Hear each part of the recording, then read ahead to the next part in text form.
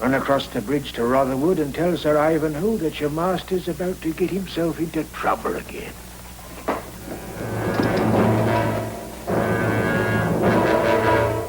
Master Mason William of Albion.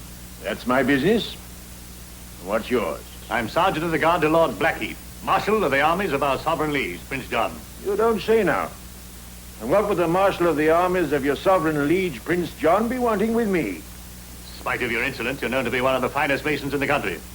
My lord plans to build a fortress on Eagleston Cliff. He wants to commission you to design it. Well, you tell him that I'm busy with much more important work. My lord commands your presence at the castle in the name of the crown. You mean the crown of King Richard, or that counterfeit clown's cap on the head of Prince John? I was warned I might have to use persuasion. Saddle your horse, Master William. The devil I will. Take him!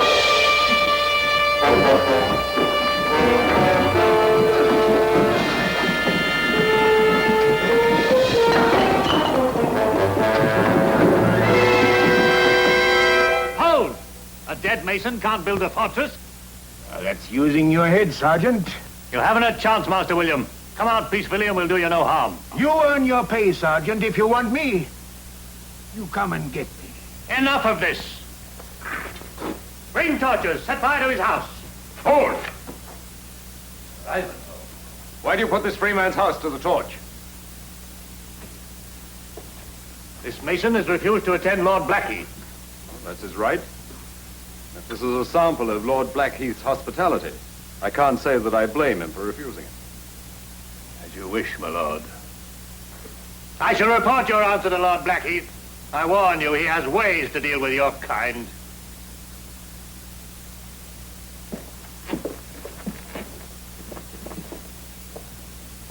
That's right. Lord Blackheath's a powerful enemy, Master William. I'd rather have him for an enemy than a friend. Why, I'd carve my own tombstone before I'd build a fortress for Prince John. Fortress of Prince John? That's my Lord Marshal Blackheath's intention. Aye, on Eagleston Cliff, opposite the old Bishop's Cathedral, with a view that dominates the whole coastline as well as the channel beyond. Now, it doesn't need a military head to understand the meaning of that, does it?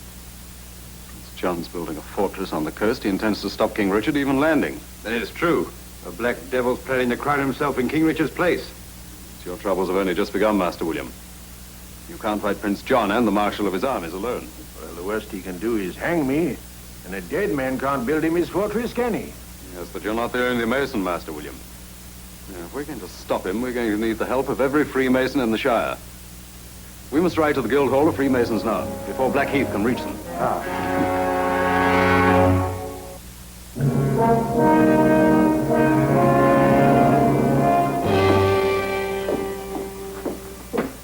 My Lord Blackheath. A moment, Sergeant. I think I have at last succeeded in checking the White King with my castle. An excellent omen, I should say, Sergeant. My lord, I bring evil tidings. Calm yourself. And please allow me to decide whether or not your tidings are evil. The Mason William refused to obey your summons. As expected, he can be made to change his mind. You brought him with you, of course. He escaped, my lord. Escaped? A man unarmed and alone escaped you? You, my sergeant of the guard? Not alone, my lord. We had him, but Sir Ivanhoe of Rotherwood intervened. Sir Ivanhoe. So, a white knight enters the game.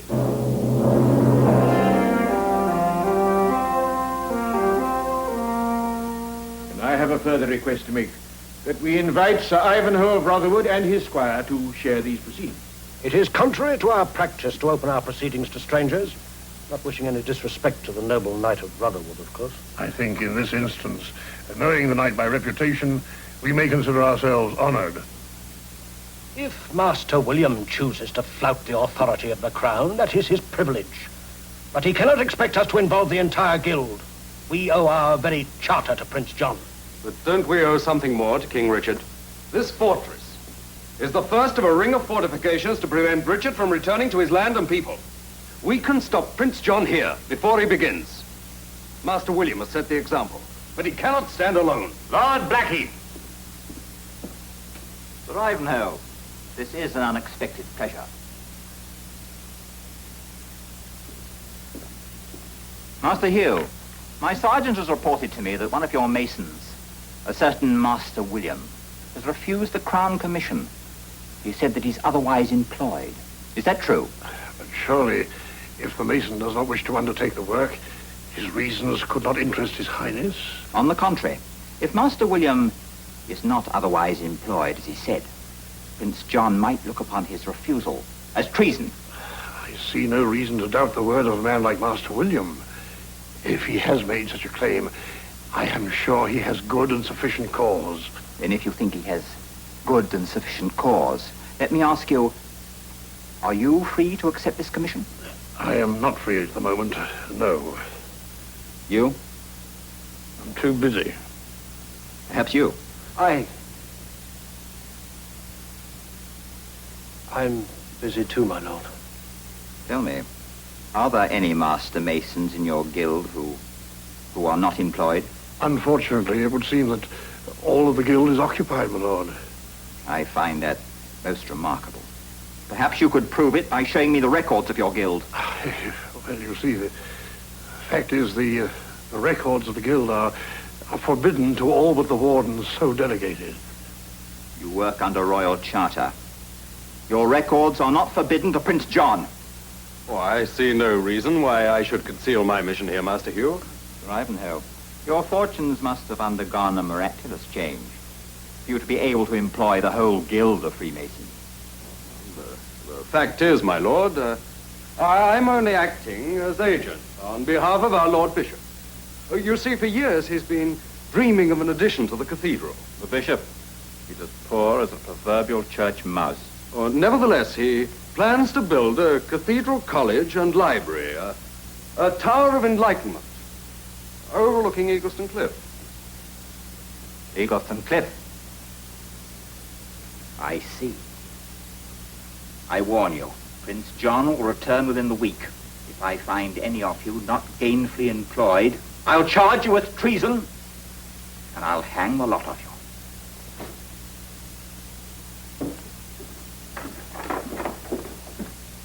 Just when did you speak to the bishop, Sir Ivanhoe?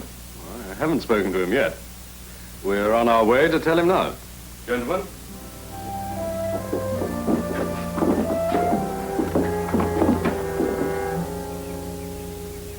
Yes, you are quite right, Sir Ivanhoe.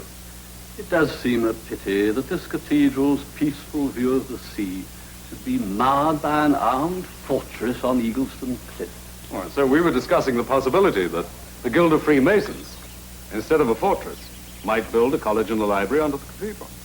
I can see the design of it now. What a symbol. Think of it. I stopped thinking of it 7 years ago, Master William, when we had to suspend the work of construction.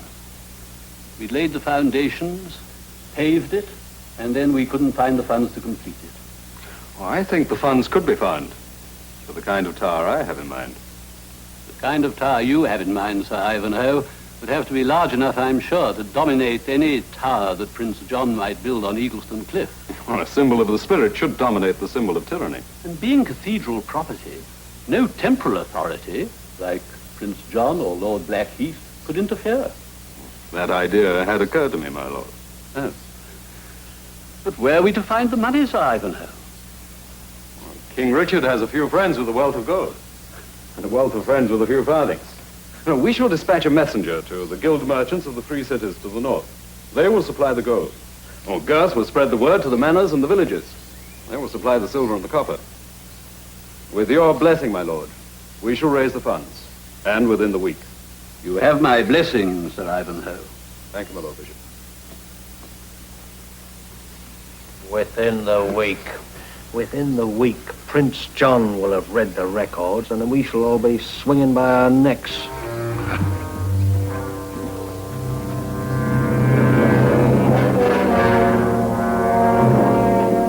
Come in, Master Cronin, come in. My lord, at the guild hall we told you that nobody was available to do your work. This was not true. I should like to undertake the task. So you're quite prepared to give up your part in this monument to enlightenment? Well, they were fools to follow Sir Ivanhoe, and they will hang for it. You cannot collect that amount of money in a week. It was madness. But, my lord, I have taken the liberty of preparing... Of course. But just because of my curiosity, tell me, how does Sir Ivanhoe intend to collect this money? Gold from the guild merchants of the free cities of the north, and the copper and silver from the yeomen of the countryside. All to be passed through the guild hall, I presume? Yes, with Sir Ivanhoe as marshal and the wardens as his captains. You know, Master Cronin, you're going to be invaluable to me. My lord, if you would care to peruse these plans... All in good time, Master Cronin. But first of all, we must make quite certain that Sir Ivanhoe does not collect this money. Don't you agree? My lord, do you realize what I am risking coming here? I feel quite sure that Prince John will take that into consideration when the time comes. But I can't very well give you your commission now. If I do, you will cease to be of any use to me as a source of information. You want me to spy? Exactly. I shall want to know Sir Ivanhoe's every move before he makes it. I shall want to know every farthing collected, the time, the place, and the messengers who are to deliver it. Do I make myself quite clear, Master Cronin? Yes, my lord.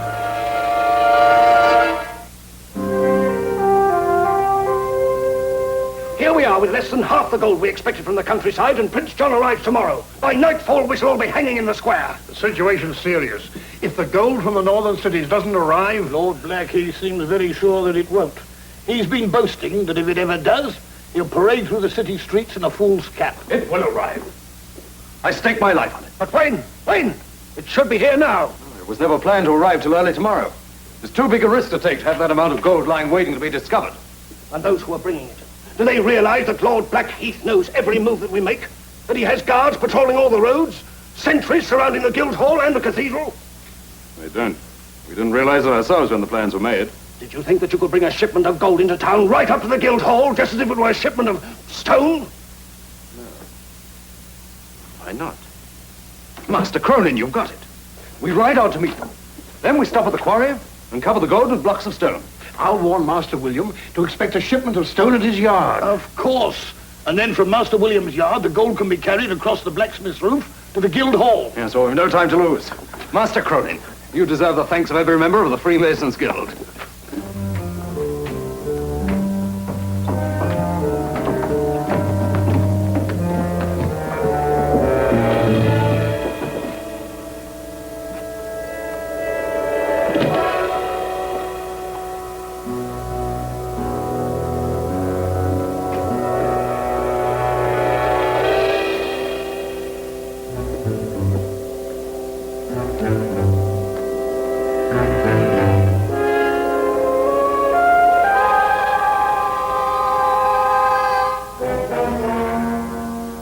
gold will be taken to Master William's yard in the morning, buried under stone.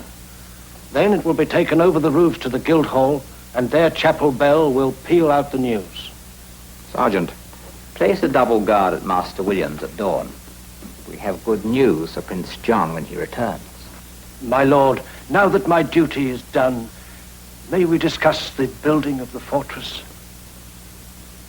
Master Cronin, I'm afraid that you have done your duty only too well. Thanks to your information, Prince John now has his choice of any craftsman in the guild. By noon tomorrow, Master William will either be building a fortress or hanged. Then you didn't mean that I should build it in the first place. In chess, as in war, it is sometimes necessary to sacrifice a pawn. It seems a pity, but there it is.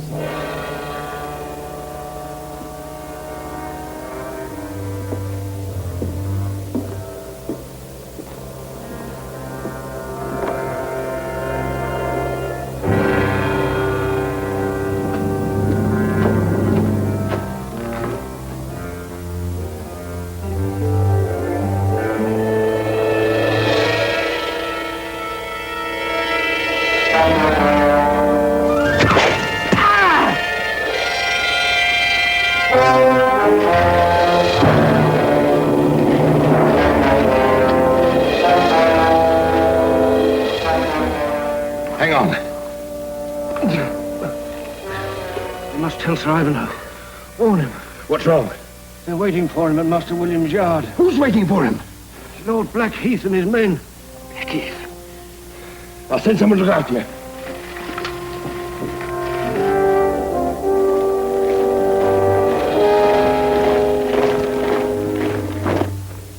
Sergeant, place bowmen on every rooftop. Men-at-arms at all the street corners. Sir Ivanhoe will not escape this time. Right, my lord.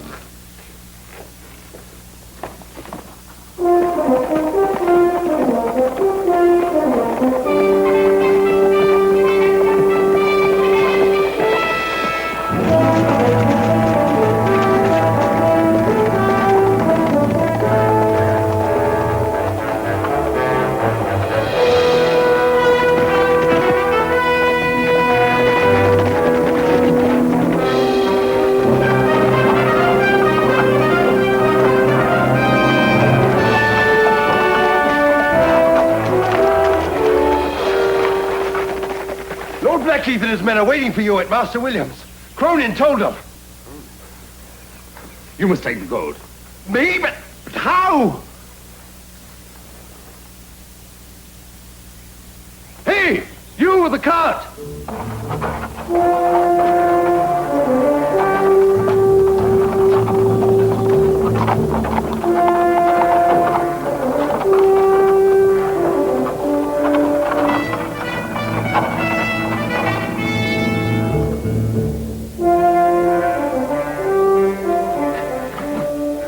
Ivanhoe and his cargo come through the city gate. They just passed Draper's Hall.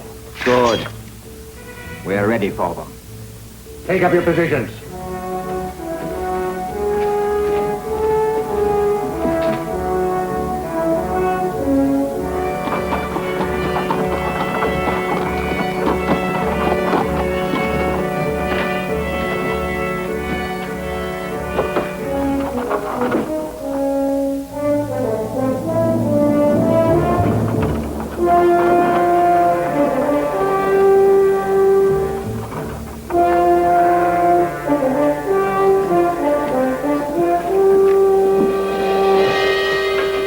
Stand where you are, Sir Ivanhoe. Don't move. You're surrounded. The first one to move gets an arrow. Sergeant. I must say it's a gracious welcome to the city. And now, Sir Ivanhoe, I'll trouble you for the gold that you have hidden under those stones.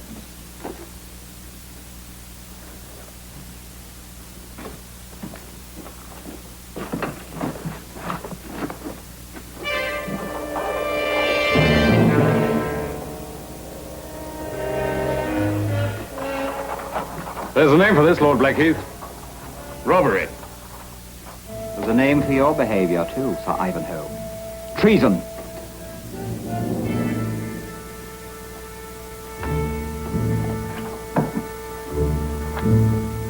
Hey, you! Give him a hand.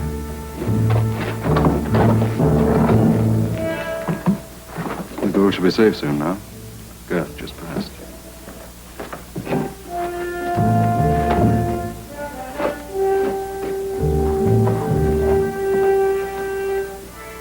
If Girth doesn't get to the Guildhall soon, they'll see him whichever way he goes.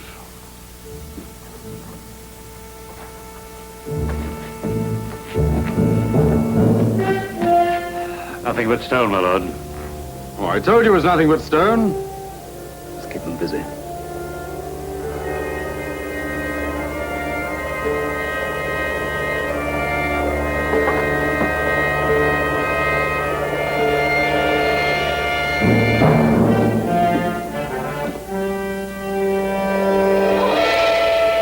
Pieces of gold, my lord. Nothing but stone, eh? Your Guildhall bell won't ring the news of any gold, Sir Ivanhoe.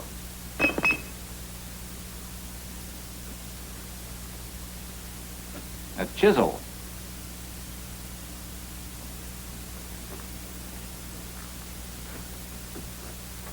Why, yes. Sergeant, get mallets and chisels and break open every one of these stones. Every one. Right, you. Right, you and you. Get busy with these stones. Master William will have you in court for this, Blackheath. You paid good silver for this stone. Silver? We are now discussing gold, Sir Ivanhoe. Ho there! Where are you going? To the market. First come, get the best pitch. You lie. The market's the other way. Oh, I know that. See, there's a bit of trouble down in the stone yard, and I don't want any of that. Stay where you are.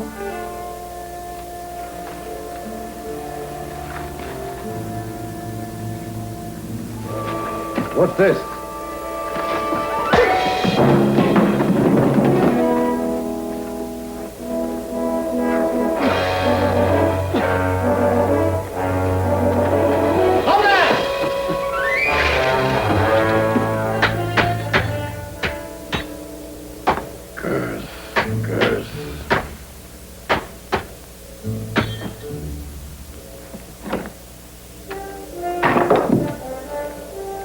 No gold here, my lord. We're wasting our time. Here's something, my lord.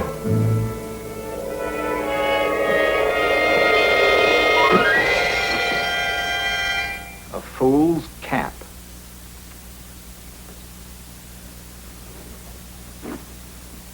For the Marshal's parade.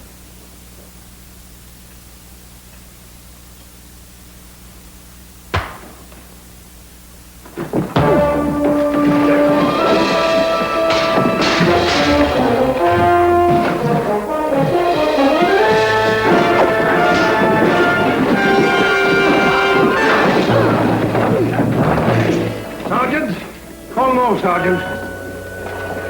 All right, men.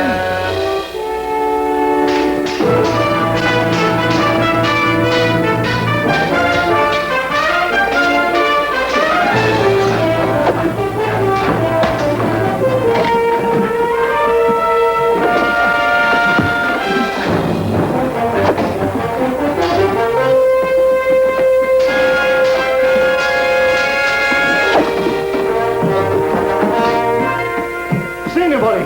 That way. Come on.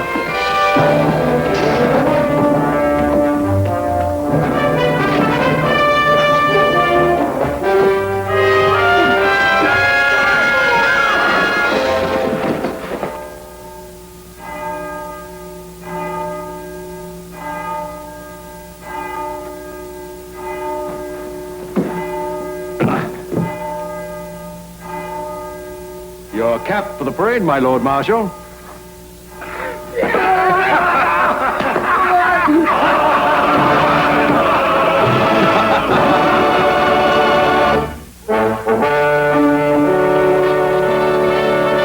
Ivanhoe,